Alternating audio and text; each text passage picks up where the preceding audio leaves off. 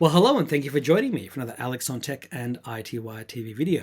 I'm joined today by Scott Leach. He's the APAC VP at Varonis. Welcome to the program.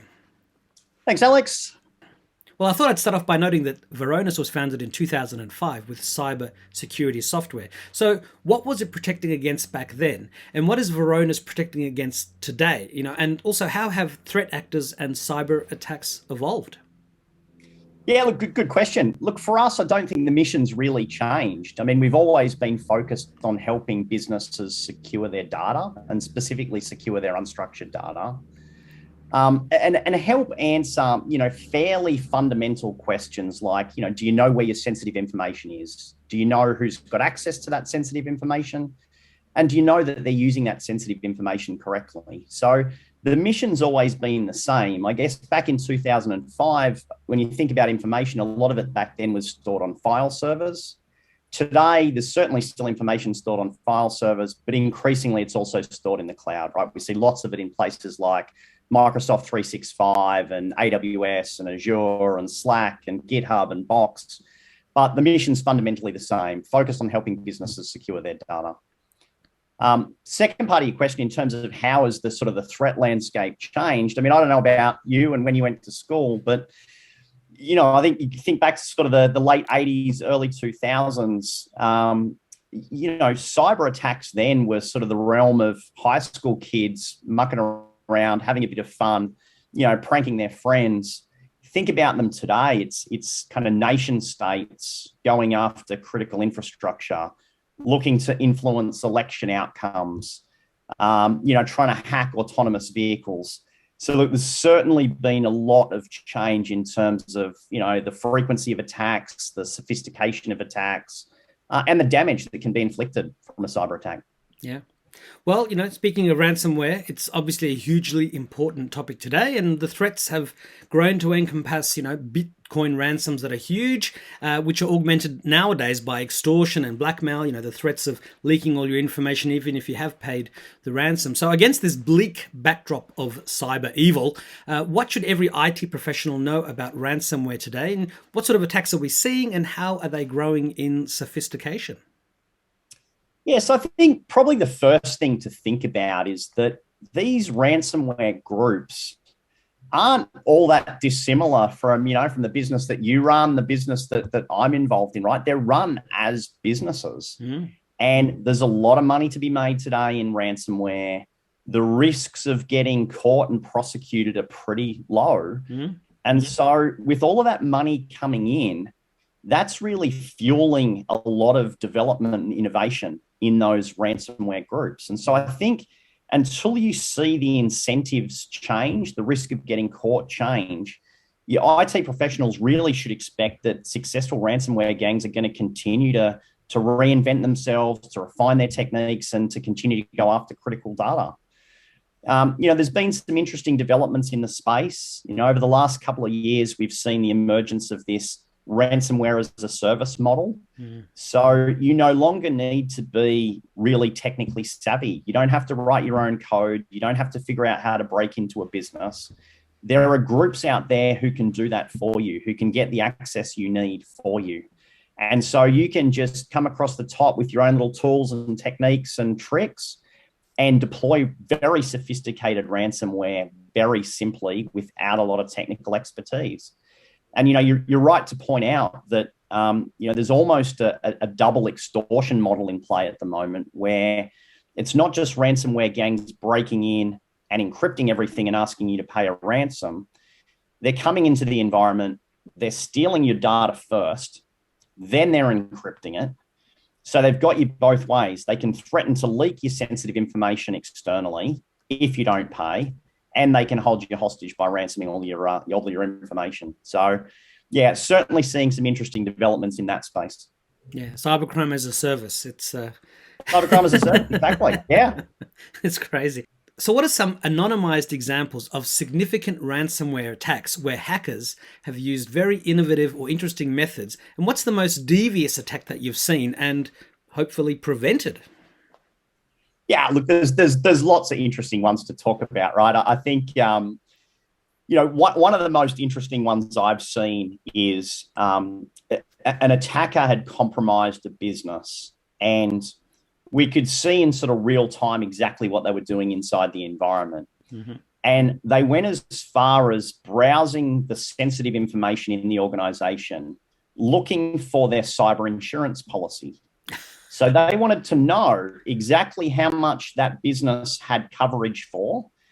And then they encrypted a bunch of files and set the ransomware demand for exactly the same amount as the cyber insurer would cover. So, I mean, that's, if you're talking about devious and sophisticated and a little bit clever, that's a pretty interesting example, I think. But look, locally, Channel 9's been in the press, right? I think, 9 News was disrupted. That was a kind of an interesting one. We've seen our universities targeted for their research. We've seen our parliament targeted. We've even seen our meat targeted, right? The JBS meat example. Things are getting serious in the cyber world when our meat is starting to be held hostage to ransomware.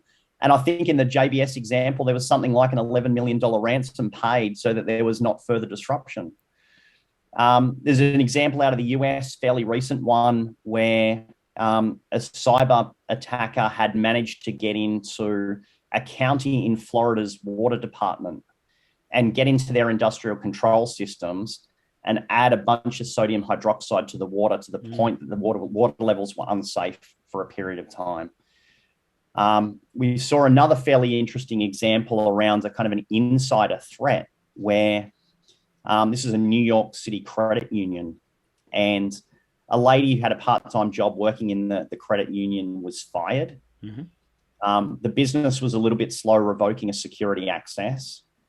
3 days later, she logged back in to the environment and deleted about 30,000 records. So there's lots of different examples from all over the place, from very sophisticated external threat actors deploying ransomware to that insider threat, to an insider who's maybe gone a bit rogue and targeted some sensitive information. Yeah, I was just thinking that if you want to really get Australians riled up, threaten the Aussie barbecue with JPS. Exactly. Nothing's off the table at the moment. Unbelievable.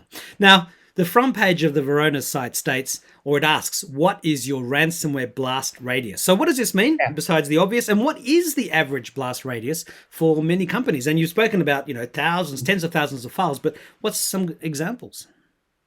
Yeah, so look, it might surprise you, but the average user in a mid-sized organization today has access to about 17 million files, both on-prem and in the cloud, despite only needing a few thousand of those to actually do their job effectively.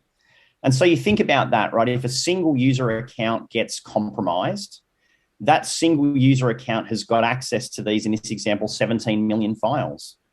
So that's what we talk about when we talk about blast radius. That's an enormous blast radius for a single user account. Where we're trying to help get businesses back to is that sort of least privilege model where users only have access to the information that they really need to do their job, such that if that account is compromised, it's only those few thousand files that are potentially at risk as a result of that. Yeah, not the entire business. Not the entire business, not a whole lot of sensitive content that shouldn't be shared. Yeah, and I've heard about companies, offering this least privilege model for some time, but clearly a lot of companies still aren't doing that, and they're having to learn the hard way. Definitely, yeah. Look, it's surprising, as the challenges we saw back in 2005 when sort of the business was first started are as relevant, if not more relevant, today than they were then. Yeah, and I saw an article headline just recently saying ransomware is 30 years old. So I mean, it's not even a new thing; it's just become much more sophisticated today.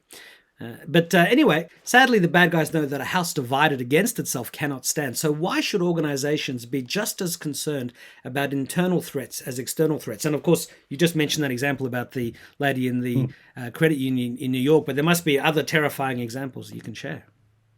Yeah, I mean, if you think about the risk profile, I think the kind of the insider almost by definition gives it away, right? If you're inside a business, there's an expectation that you're trusted, that you've got a level of access, that, you probably understand how the business operates. You probably understand what's really important to the business and where that's stored.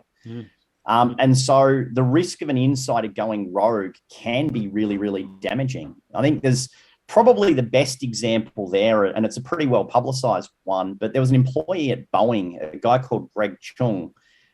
He worked at Boeing for over 30 years. And during the course of his sort of 30-year employment there, it's estimated he stole about $2 billion worth of Boeing aerospace docs and leaked them to China. So you can imagine the collateral damage that caused. Other examples are, I think Edward Snowden, right? The famous person from the NSA who leaked about 1.7 million classified files.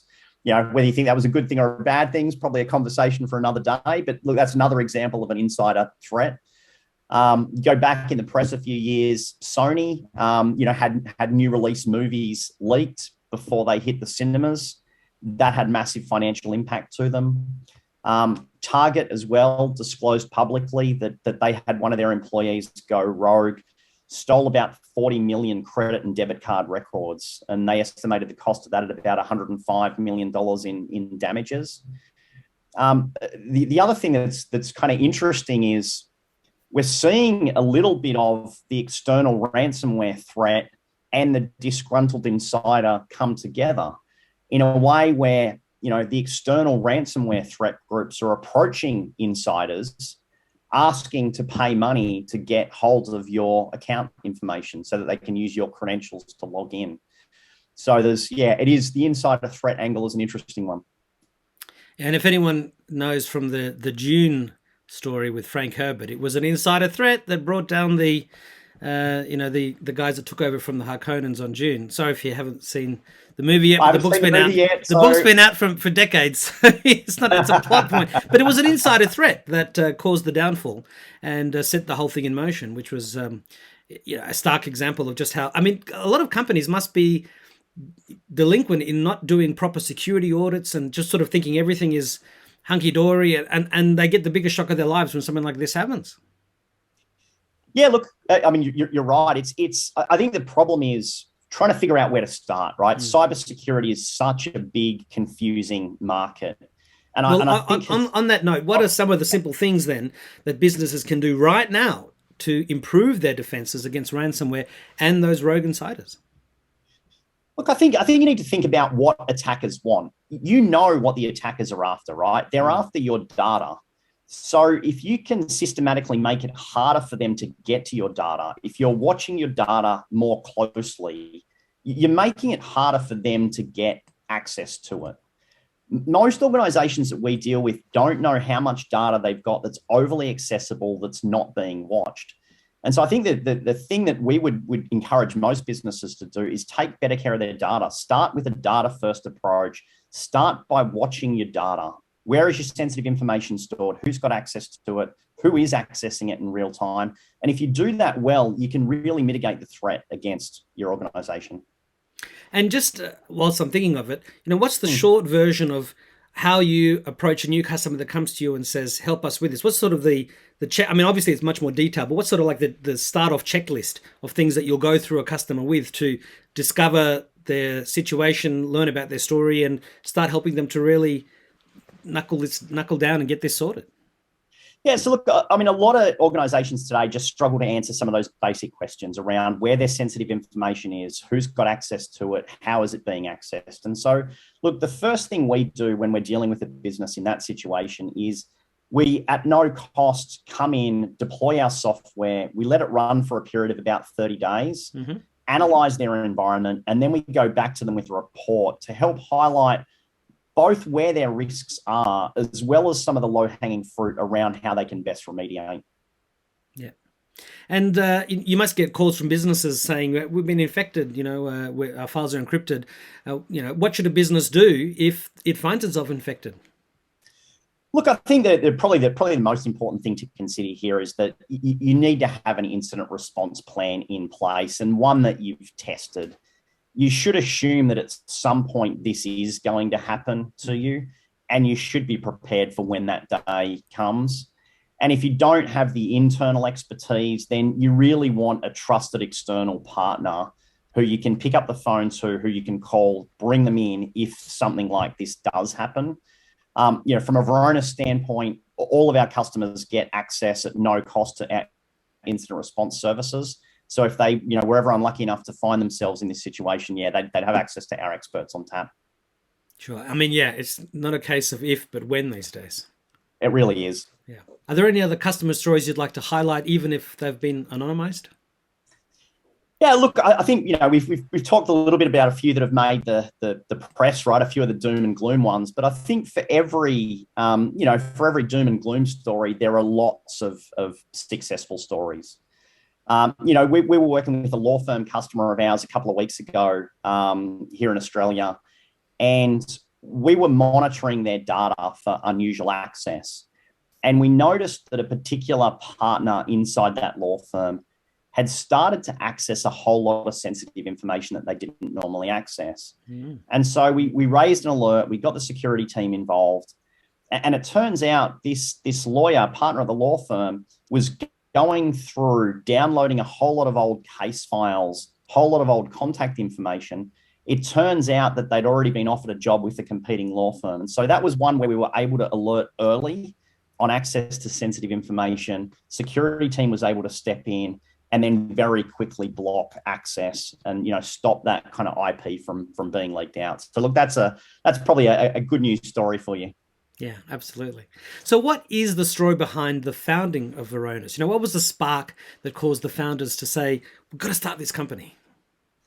Yeah, look, good question. Look, it dates back to 2003. So look, there was a large oil and gas company that nearly had a disaster.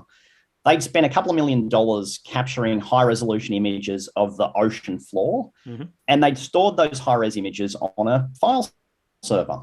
And, one day, everyone went into work, and the images that they'd paid millions of dollars for were gone. Were they accidentally deleted? Were they being deliberately stolen? There was no record of what had happened to those files, and there was no kind of easy way to figure it out. Mm-hmm. And so two of the people at the time, Yaki and Ohad, who turned out to be our founders, sort of saw that as a business opportunity. They realized that file systems were growing exponentially in complexity and size. They saw that data was getting more and more valuable and that it needed to be better protected. And so they founded Varonis in 2005, really to give organizations more visibility into their data, to help them protect their critical information. And that mission, that mantra is the same today as it was back then. Yeah. And what else should we know about Varonis that I haven't already asked you about? Look, I think you've probably got a feel for what we do, right? It's really about helping organizations get a better handle on where their sensitive information is stored, who has access to that sensitive information, how is that information being used, is it being used correctly, and then helping businesses fix their problems and take better care of their information. And look, as we get towards the end of the interview, I always like to ask some questions about yourself. And so what is a memory of your first computer that you can share? Oh, good one. Look, I would have been 8 years old. For Christmas, when I was 8, I was living in Germany at the time. My parents bought me an old, new at the time, Apple IIc. Do you remember the Apple IIcs? Yeah, absolutely. Yeah. Apple IIs were my second computer. There you go. So that was my first computer, and I got great memories of playing. All the classics came from there, right? Donkey Kong and Frogger and Karateka and Pac-Man and Pinball. I was playing all of those games and hassling my parents for more games every chance I got. Yeah, and the Apple IIc was great because it was quite portable. I think it may have even had a handle, but it was sort of like a slimmer, smaller version of the Apple IIe. So it really was a computer of its era. And yeah, I remember the Apple IIc fondly.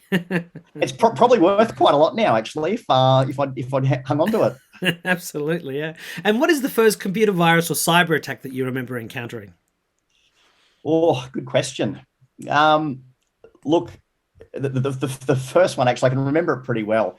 There was this was high school time now, so probably early 90s for me, if I give away a little bit about my age. I remember there was a new game that had just been brought out that everybody wanted to get their hands on. It was Terminator 2 for MS-DOS, if you ever played that. I remember the movie. Yeah, they made a game about the movie, yeah. And there was a kid at school who'd promised to get everybody sort of a pirate copy of Terminator 2 on floppy disks at the time, and so he's giving out these disks with Terminator 2 on it, and I took it home and I put it into my computer, and literally deleted everything. He'd written a virus, he'd handed it out to just about everybody at the school, and it had effectively formatted their hard drives. That was my first experience with if you like, a cyber attack. And what's the short version of what happened to that kid? He must have been ostracized by all his friends. Well, let's just say he wasn't very popular after that, because he instantly alienated everybody at school, and I think that was his last year at that school. He changed schools a year after that. He was the Terminator for everyone's data. He was the Terminator for everybody's data, exactly. And so, what is the short version of your own personal history in the world of tech? What got you into sales and into the red hot cybersecurity field? Look, a combination of things, really. I mean, I did a degree in sort of chemistry, computer science. I started off writing code, realized that I preferred to be out sort of talking to people. And so I moved from sort of a developer into pre-sales, into sales, and then ultimately into a sales leadership role. And it was probably just, some good mentors early in my career that sort of helped push me outside my comfort zone and get me into more and more challenging roles. And my next question is always about, how do you see Varonis evolving over the next couple of years? And what do you think the security industry will look like in the 2030s? And I like to ask a question, will Varonis, for example, be providing security software that protects the brain from the brain chips, which might well be common by then, so that people don't get ransomware attacks with those chips and are thrust into a digital coma of some sort? Great question. Look, I think, as I said, our mission hasn't changed since we were founded in 2005, right? We want to help protect the data wherever that data lives. And if the data moves into chips in the brain and people are storing sensitive information in the brain, then I'd like to think the Varonis software evolves to help protect it there as well as everywhere else it's being stored. And my second last question is simply to ask, what is the best piece of advice you've received in life to help you get to where you are today? Oh, look, my parents were always pretty big on, find something that you enjoy doing. I think that's great advice. I think, when you enjoy what you do and when you like the people that you work with, it really doesn't feel like work, right? It's fun and you're just that much more effective. I think it's that simple. There's so many different career paths out there for people that I think it's important you find something you enjoy doing. Yeah, if you do, then you'll avoid Groundhog Day, where it's the same boring day over and over. It's much more exciting to be doing something you love, and it'll never be the same as 100%. 100%. So what's your final message to iTWire viewers and readers, and to your current and future customers and partners? Look, I think to finish off, think about what the attackers out there want, right? They're really after your data.